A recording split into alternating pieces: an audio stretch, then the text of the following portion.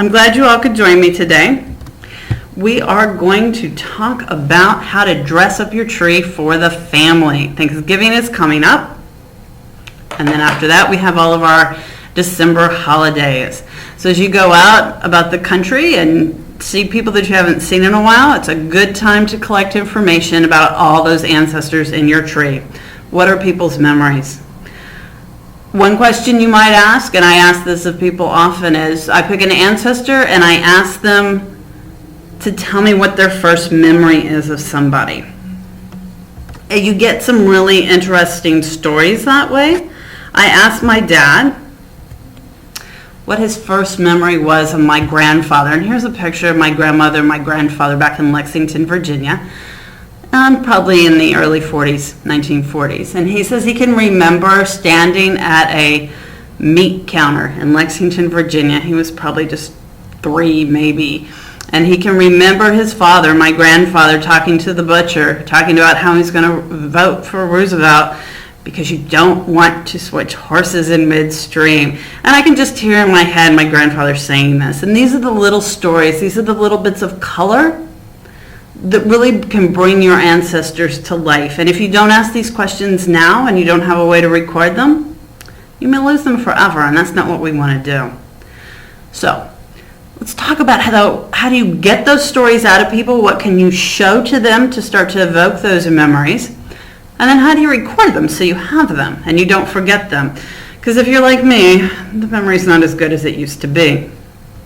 All right, so you're going to pick somebody, an ancestor. It's my grandmother, my grandfather. Let's get down to those family legends. We know they're often not true, but now's the time to start digging into them.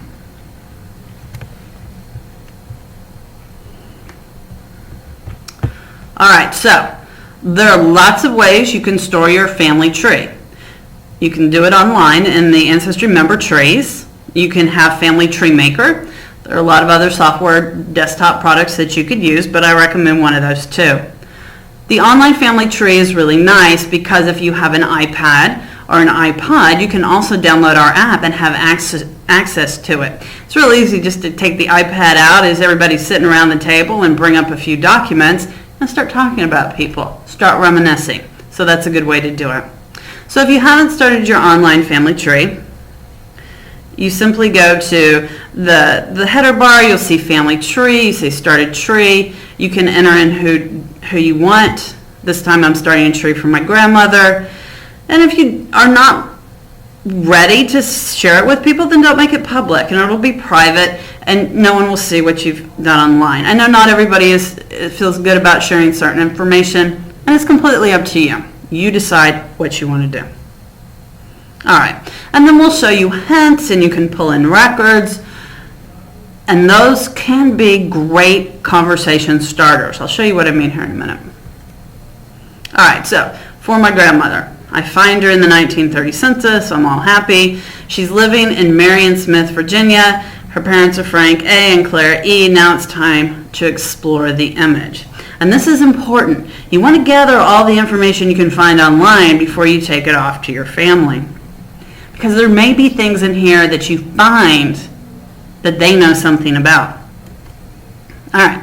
And I could just attach the census and go on my merry way, but that's never a good idea. So I'm going to actually go in and look at the image, and I'm going to write a brief summary of the image. I'm going to write down what I see, so I don't have to go back and look at the image and figure it out all over again, but so that it's there for me to easily share with somebody else. All right. So I have a whole family here. Usually you don't live alone, especially back then, and Anne was part of the family. Yes, I was named for my grandma. So she lived with Frank, she lived with Clara. I know where they were born. And I can also figure out about when they were first married. I know that from the 1930 census, Frank was 24. Claire was 21, so they got married in 1912. All right, that's something to ask about. Does that jive with everybody's memory? Those are the little details.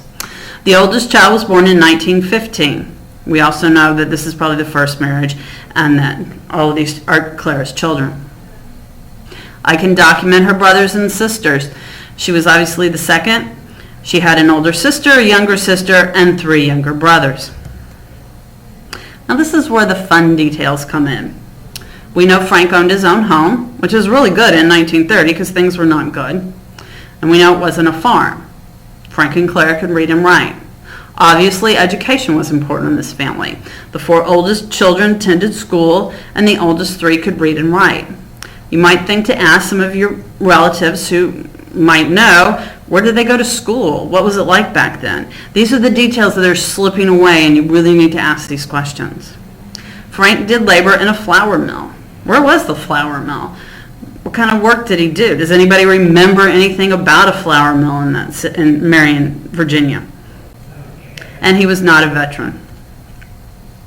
And then you can write down who else is on this page. One name that kept showing up for me as I started researching this family were John and Adela Fizell. Sure enough, those turned out to be Frank's parents. It's funny how they all live next door to each other. All right, so I've got this little snippet from 1930, and I can collect it from all my other censuses and other records as well.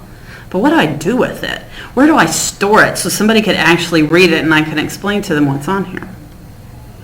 Well, on what we call the person page, there's this little link down here, and I've got this nifty little red arrow just to show you, where I can click on Add a Story.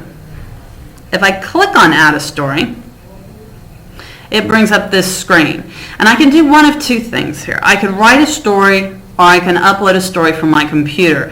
For those of you who like Word or whatever your favorite word processing tool is, you can create the story there, format it, do all those things, and attach it. Or if you like, you can just put it here. So what I'm going to do is I'm going to create a file for everybody in my direct line and put all the census records, my summaries of the census records in there. This way I have the whole story of their life is documented through records. But it's a little bit more readable format. So I write my summary. I'm not starting off here in great prose. I'm just putting down all the facts that I have. I put information about the family, the home they owned, what Frank did. I also say who the next door neighbors were that I think are important. I look up how many Fizells were living in that county at the time and how many people were living in that county at the time. You notice there were 13 Fizells out of 25,000 people. I'm just going to go out a limb and say maybe they were all related. Turns out they were. All right, I can also add in other people. So I can attach this to my grandmother. I can attach it to her parents and to any other brothers and sisters. So anytime I go to their pages, I see the same story. So that's one nice way to integrate it in.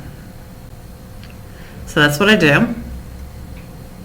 Now, when I go back to my person page, I have a story there, the beginnings of a story. And it tells me when I added it, and I've got it titled. You can go back and change that at any time. All right. Another thing that I like to do to make my person page more like a little, not story, but just, to give snippets of what was going on, is on every record or event that I add, I like to put a summary of what's in there. This makes it a lot more readable. Residence, Marion Smith, Virginia, it's just not that interesting if you're trying to get somebody interested in what was going on. But if you can mention that they owned a home but not a farm, that he worked for a flour mill, these kind of things, that might spark somebody to remember something, and it's just more interesting to read. It's more interesting to get somebody to look at it. All right, so I can go back, I update the 1920 census, I can put all that in there. Anything else that I find interesting, I've got a whole story going on now. I've got information about where they live, what they were doing, all those kinds of things. I continue to update my little timeline here. And as you can see, it just has a different look when it's got words with it. This is something that you can show somebody, and they're going to look at it, they're going to read it, and they're going to start to think. Well, that's the idea anyway, because you're trying to gather from people information by making a compelling presentation here. All right, so I'm going to move up the line to Frank, Anne's father. And I copy Anne Fizell's story, and I start one for Frank. I find him in the 1910 census. I got Snavely's all over the place. I wonder if they're related. Turns out they are. They're Adela's brothers. So I update and I save.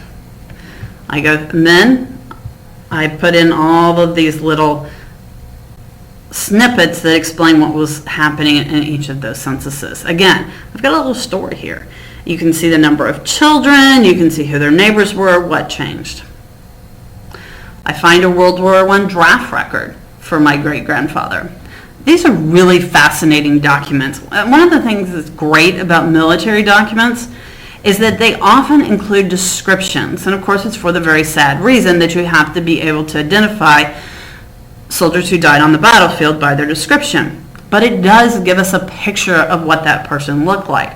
I don't happen to have a picture of my great-grandfather, but here I know that he was tall, he was slender, he was gray, he had gray eyes, he had black hair, and he was not bald. Again, these pictures or these visual descriptions might help trigger something in somebody's memory about what this person looked like and more ideas. You'll also notice that on this particular card, my great-grandfather signed it. It's a signature. That's really sort of interesting and cool, I think at least. We're going to do something with that here in a minute to dress up your tree some more.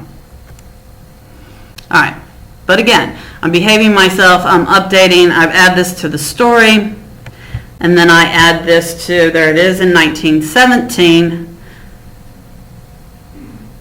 a description of what that was like. Now, you'll notice on this particular one, when you merge in the World War I and World War II draft cards, it doesn't do the date. So if we go back up here, right over here, it says June 5th, 1917.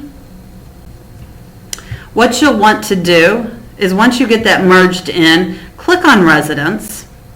There'll be a date there. You can update the date, and then it will fall in the proper place in your timeline. That's nice if you're trying to organize things and make it a little bit more readable. I've also done the same thing for the 1942. He was in what we call the old man's draft. So now I've got this timeline. I know where he started out when he was young, Grosse Close, Smith, Virginia. He lived in Smith somewhere between 1930 and 1942. He moved to Buena Vista, which I believe is where my grandmother met my grandfather. So these are also things to ask. Does anybody remember when did they move? Why did they move? All of these things in context are going to help you ask questions that might get something going. All right. And always, as you go through, make sure all your basic information is updated. Update your stories, update your events. Make sure all your timeline events are correct. All right. Now, what this page is missing now is some photos. And you're like, well, you said you don't have any photos, so you're done, right? Well, no. We can make photos, right? We can put information in there that might be interesting. People tend to respond to visual images, right? Most people learn things visually. So if you can put some visual hooks in there, you're going to be able to maybe inspire some more conversation. All right, so one of the things that I do is I know they start out in Atkins and Grosse Close, they've lived in Marion, they've lived in Buena Vista. So I'm going to map all these places. And I chose Google Maps. You can use any mapping tool. I've got all this mapped out here. It's all nice and laid out. Sort of interesting too. You can see the mountains going through here. You can see that's a pretty far move back in the 1930s. People didn't move that far that often. But my guess in the 1930s or the early 40s, things were really bad. They were on tough times and maybe they were looking for a job. Again, it is a chance to ask questions. I know my grandfather's family lived in Lexington for many decades. Lexington, Buena Vista, they're very close. So that sort of gets my grandmother and my grandfather in proximity. There's the question. How did they meet? How did these things happen? Another thing I noticed as I was mapping this out, and I started in Atkins, there's a Snavely cemetery. I have a lot of Snaveleys in my family, it turns out. There's another question. Does anybody know anything about this cemetery? Does anybody remember it? Do we have any ancestors that are buried there? Or maybe it's just time I ask for Christmas for a trip back to Virginia so that I can go research and go travel to all these places. I think that'd be the perfect Christmas gift. All right, so another thing I like to do is take signatures and make them the profile photo if I don't have a profile. My friend Tana Lord, who works here at Ancestry, she writes all those wonderful Mac how-to books that we have and a lot of other things that you see on the site. She made an entire tree, which she calls a signature tree, and all of her profile pictures are signatures where she's got them. It's amazing how different that looks, isn't it? I mean, it's just something visual. It makes the man come to life. And it also tells me that sloppy handwriting is something that's been passed down for many generations in my family. I also add in these pictures here of this, the two pictures that I took off Google Maps. Again, now I've got a page which has got some images, I can show a signature, and it's amazing. People will actually go, oh, that's cool, and you can draw them into a conversation about your family. And then we have the stories, and you can start to go through those as well. You can easily open a story, and as people share memories with you, you can start to type them in. So you have a place to gather the information. These are not hard tricks. They're pretty simple, right? Make a story, put some snippets in your timeline, create a few images. You can also go search for images of, of a place and time, and, see if you can find anything from Buena Vista in the 1940s. Who knows? You might find something interesting you can put in there. All right, so what have we learned? If you're trying to put the story together so you have something to tell to people and then you can update it as they give you more information, find an image, find a record. If it has an image, make sure you look at everything and write it down. You look at way too many images to trust all that to memory. Attach it to a story. So you see it once, you touch it once, and you've got it written. Update with a brief description for your person page. Those are those little snippets. Click on residence, you'll have the way that you can type that in. Make sure all your information is updated. If you found a birthplace or some other date, make sure you go and add that in if it didn't automatically update for you. As you're looking at the person, are there clever pictures we can create? These pictures can really drive conversation. Find something and put it in there. Then start adding with your records. You will find that if you have these pages and they've got a little bit more life to them, a little bit more color, a few pictures, a story here or there, your family's going to be a little bit more interested. And you also now have a great framework, so as they add in information for you, you can just quickly write it down. You don't have to write it down on a piece of paper and file it later. You've got it right there on your tree. So bring your laptop, get your iPad. If you don't have one, maybe you need one for Christmas. Download the Ancestry app, pull it all together, and go out and find out that information. Now's the time. It's the perfect time when you start to see your family. All right, so y'all have been doing a great job of sending in questions for us to answer. We are posting answers. We can't select all of your questions because we get hundreds and hundreds every month, but we do try and pick ones that make interesting case studies. And both Krista and I look at these and we'll respond. So send the email to ask@ancestry.com. And you may know Krista better as the Barefoot Genealogist. And you'll find answers to questions sometimes on Facebook, our weekly and monthly newsletter, our new Sticky Notes blog, which is at stickynotes-ancestry.tumblr.com. Notice Tumblr does not have a name. And if you want to see my particular column, click on Ask Ancestry Anne. And we update these every so often throughout the week. I love your questions. I see so many great questions. And remember, it's always a good idea in your question to put in enough information. Just asking if I can find your grandfather, Robert Smith, is a tall order. I need some dates and locations and family members. And, what is specific are you having a hard time with? Don't forget our tweet chat tonight. Juliana Smith will be on our tweet channel, ancestry.com, at 8 p.m. Eastern and 5 p.m. Pacific. And I know she is looking forward to that and would love to answer your questions. Hope this has been helpful. I always love talking to you guys. Everybody have a great Thanksgiving, and I will see you after the holidays. Bye.